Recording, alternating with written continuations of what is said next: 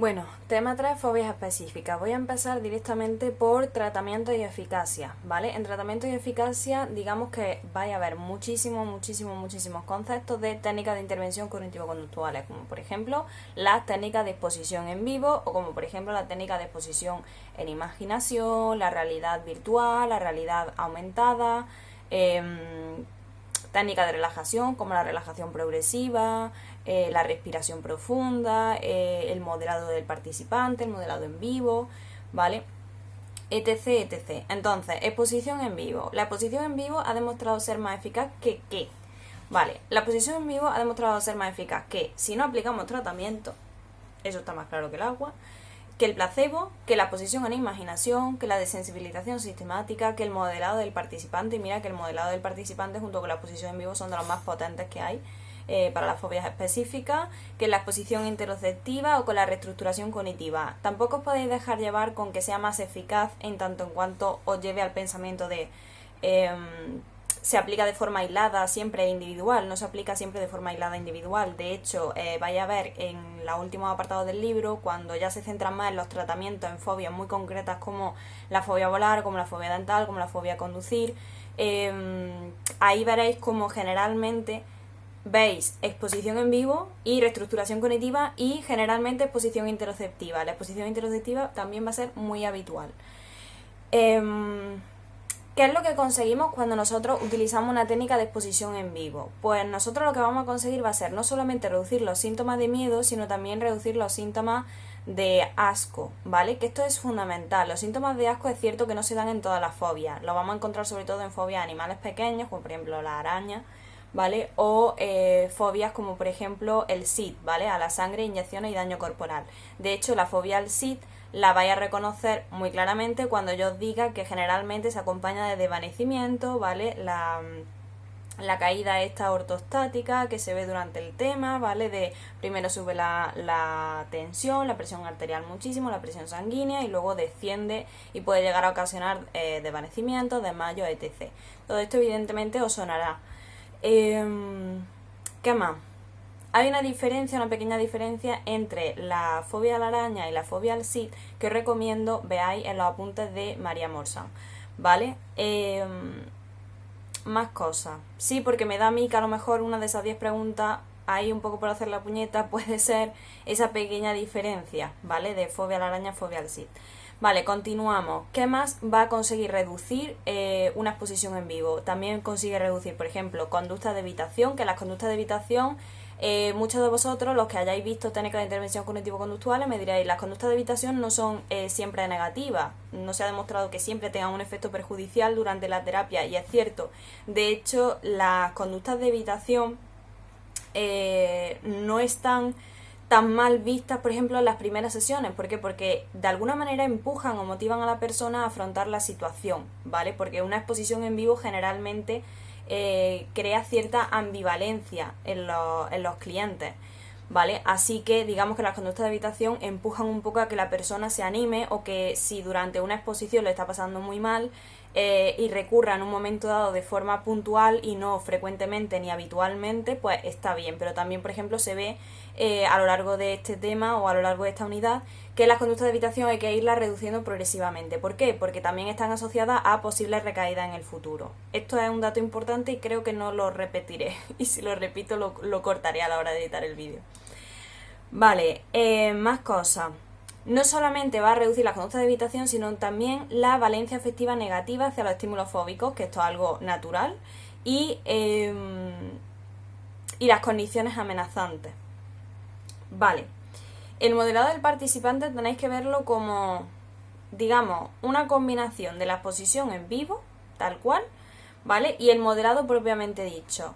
El modelado sirve muchísimo para enseñar nuevas habilidades. Entonces se ha comprobado que tiene muy buena efectividad en los niños cuando están afrontando una fobia específica en consulta, que tú utilices durante la práctica clínica un modelado, ¿vale? ¿Por qué? Porque ayuda a que esos resultados, digamos, se consoliden. Es cierto que si nosotros combinamos el modelado participante con la exposición en vivo, en el libro figura que no contribuye, digamos, a no contribuye a potenciar los efectos de la exposición en vivo, pero no os tenéis que preocupar porque el modelado propiamente, o sea, el modelado participante es en sí una combinación de exposición en vivo con el modelado, o sea, que ya está integrado, ¿vale? En este tipo de terapia. Más cosas. Esperaros porque... Vale. Modelado simbólico o modelado filmado.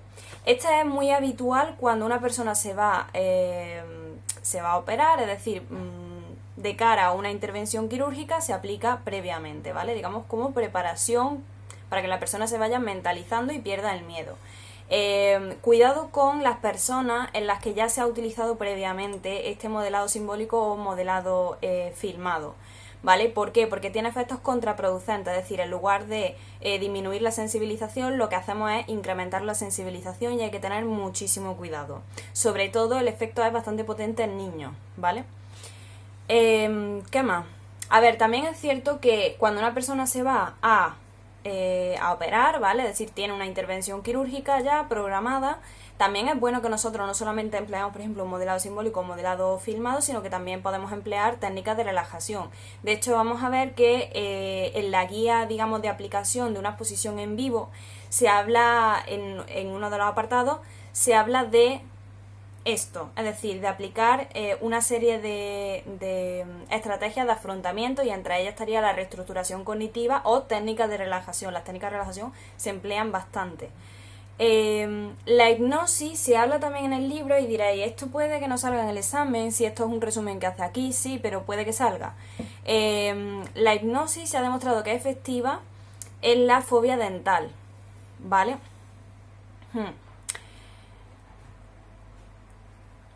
Lo único que sucede es que si os dan a elegir entre usar una exposición en vivo de sensibilización sistemática o hipnosis para el tratamiento de la fobia dental, vaya a elegir como primera opción la exposición en vivo. ¿Qué sucede? Que a mí esto me gusta bastante, que nos den varias opciones. ¿Por qué? Porque no todos los clientes son iguales y la eficacia de los tratamientos están basadas en estudios con muestras, ¿vale? Eso no es que cualquier persona que te vaya a entrar a ti para que, bueno, digamos en consulta, para que tú empieces a tratar con ella una terapia u otra terapia y a vencer el problema, digamos, que tenga esa persona, quiere decir que le vaya a servir el tratamiento como le ha servido a la muestra de ejemplo, al conjunto de muestras, digamos, que han servido para realizar los estudios estadísticos sobre, pues por ejemplo, el tamaño del efecto, ¿vale? Que vendría siendo, pues si tiene efectividad pre-post tratamiento o entre dos condiciones de terapia.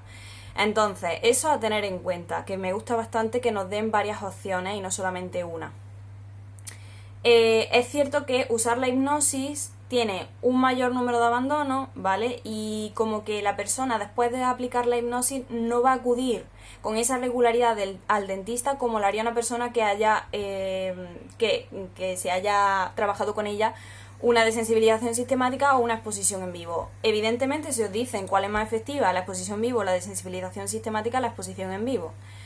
Vale, tenemos también la exposición en imaginación, la desensibilización sistemática y el reprocesamiento por movimientos oculares. Evidentemente van a ser menos eficaces que la exposición en vivo o que el modelado del participante, porque estos dos últimos que he mencionado son de los más potentes, ¿vale? Sin embargo, hay como varias críticas al respecto, porque se piensa que la exposición en vivo, y esto es verdad, porque cuando estudiáis el apartado de tamaño del efecto y tal, se ve que creo que tenía un efecto de 0,25 a largo plazo la exposición en vivo, o no sé, era una cifra muy pequeñita realmente, ¿vale? Entonces como que a largo plazo la exposición en vivo no está muy clara, no está muy claro si realmente es más eficaz que la exposición en imaginación o, ¿sabes? O sea, no se tiene clara cuál es su posición de efectividad respecto a estos otros. ¿Cuándo es útil una exposición en imaginación? Esto es bien sencillo. Imagínate que tú tienes que ayudar a la persona con una fobia de algo referente al pasado o de algo referente al futuro. O tienes que simular o tratar de exponer a la persona a una situación que realmente te cuesta, ya sea económicamente o por dificultad, muchísimo recrear, ¿vale? Pues, ¿qué sucede? Que en ese sentido nosotros utilizaremos una exposición de imaginación. También es cierto que las personas son bastante reticentes a directamente decir, vale, una exposición en vivo no me importa, ¿vale? Son bastante ambivalentes al respecto. Entonces, generalmente también se suele utilizar primero una exposición en imaginación y luego una exposición en vivo, simplemente como para que la persona no salga huyendo, ¿sabes? A la primera de cambio. Y bueno, no sé si me queda alguna. Claro, por ejemplo, que el miedo a las consecuencias no se ha activado suficiente en la posición en vivo o no se reduce. Imagínate que esto justamente lo contrario, ¿no? En lugar de con una exposición en imaginación empezar, imagínate que directamente el cliente dice, sí, vamos a empezar con la exposición en vivo. Empezáis una exposición en vivo y no reduce suficientemente el miedo. Podéis emplear este otro tipo de técnica de exposición. El tratamiento de una única sesión, que esto fue propuesto por Ost, de nuevo sigue siendo una combinación de la exposición en vivo y del modelado. Ha demostrado que tiene una eficacia importante en niños y adolescentes de 7 a 17 años y también en adultos. Entonces, muy recomendable. La duración que tiene es de 3 horas. ¿Por qué? Porque es tratamiento en una única sesión. También es cierto que durante el tratamiento en una única sesión tú tienes que informar al cliente diciéndole no te preocupes si en 3 horas no conseguimos, digamos, los resultados que esperábamos. No pasa nada porque tengamos que quedar nuevamente, ¿vale? Y que introducir nuevas sesiones que en un principio no habíamos estimado que íbamos a tener, ¿vale? Porque no hay ningún problema en añadir más sesiones. Vale, tenemos aquí que es más eficaz que la autoexposición en vivo y que es igual de eficaz que la primera sesión intensiva de la exposición en vivo, 5 sesiones espaciadas. Es decir, evidentemente si lo comparamos con únicamente las 5 primeras sesiones de exposición en vivo o la primera sesión intensiva de exposición en vivo, va a ser más eficaz un tratamiento en una única sesión. También os digo que no me imagino cualquier tipo de cliente con esta terapia. Con el tratamiento de una única sesión no me imagino a cualquiera. La exposición mediante realidad virtual es igual de eficaz en la exposición en vivo que en la fobia a la altura y que en la fobia a volar. Ya vamos a ver que en la fobia, creo que era en la fobia a volar en concreto, la exposición en vivo no es tan efectiva, como que de por sí sola tambalea en los resultados. Generalmente se puede añadir, digamos, una información, proporcionar información, la reestructuración cognitiva, la exposición en imaginación, una realidad aumentada, una realidad virtual. Pero sí, en la fobia a la altura es como que solamente... O sea, en la fobia a la altura, no, perdonadme, en la fobia a volar. En la fobia a volar, la exposición en realidad virtual ha demostrado ser muy eficaz. Evidentemente va a ser más eficaz que el no tratamiento ni de la fobia a volar, ni de la fobia a la altura, ni de la fobia a las arañas. Pero en serio, la fobia a volar, el emplear una exposición mediante realidad virtual, va a demostrar que tiene un tamaño importante del efecto pre y post tratamiento. Vamos a ver, si preguntan cuáles son las principales técnicas de una realidad virtual, lo sabemos, ¿no? Uno sería el casco, que ese sería un único usuario, un solo usuario, ¿vale? Y el otro sería mediante un ambiente virtual automático computerizado, que ahí sería multiusuario, es decir, más de un usuario. Algo importante que yo de hecho tengo en mis apuntes, en los que yo me he hecho también aparte, porque ahora diréis, estás trabajando entonces con el libro, estás trabajando con María Morsán y estás trabajando con tus apuntes, pues sí. Cada uno se lo averigua como quiere, ¿no? Pues ya está. Entonces, se ha demostrado que combinar una terapia cognitivo-conductual con la exposición de realidad virtual tiene la misma efectividad que combinar una terapia cognitivo-conductual con la exposición en vivo. Creo que esto es algo a tener en cuenta, ¿vale? Exposición en realidad aumentada. Evidentemente va a ser más económica que la exposición en vivo. Sí o sí. ¿Por qué va a ser más económica? Va a ser más económica porque tú lo único que tienes que hacer es superponer, digamos, imágenes virtuales a imágenes que ya son reales. Por ejemplo, una mesa real, ¿vale? Pues superponer la imagen de una araña. Entonces, eso no es tan costoso como literalmente tienes que crear todo un ambiente, ¿vale? Virtual en la exposición mediante realidad virtual. ¿Dónde ha demostrado que tiene bastante eficacia? En la fobia a las cucarachas, por ejemplo, la exposición en realidad aumentada, ¿vale? El empleo de estrategias de afrontamiento es algo muy recurrente, sobre todo en exposición en vivo, pero creo yo que generalmente en casi cualquier tipo de técnica de exposición, porque lo que requiere una exposición va a sí o sí dar como consecuencia un estado emocional ansiogénico, ¿vale? Ansiógeno. Entonces, ¿qué sucede? Pues que tú tienes que proveer a esa persona, proporcionarle las técnicas, las herramientas, los recursos necesarios para que en un momento en el que la ansiedad está viendo que igual le impide tanto iniciar la acción, ¿vale? O la actividad, como puede ser durante la acción, le empieza a generar niveles demasiado elevados de ansiedad, pueden utilizar esta técnica ¿para qué? Para evitar que, por ejemplo, se dé un ataque de pánico.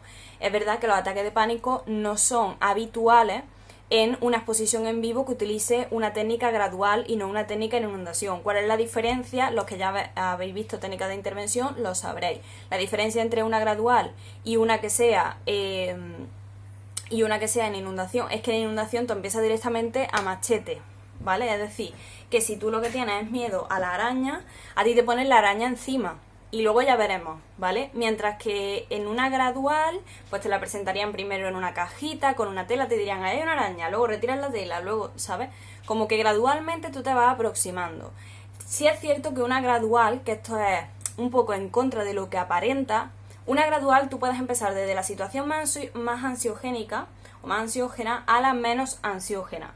O al contrario, es decir, de la que te produce menos ansiedad a la que te produce mayor ansiedad. Esto es algo que se acuerda. Tiene que haber siempre una serie de acuerdos entre el cliente y el terapeuta.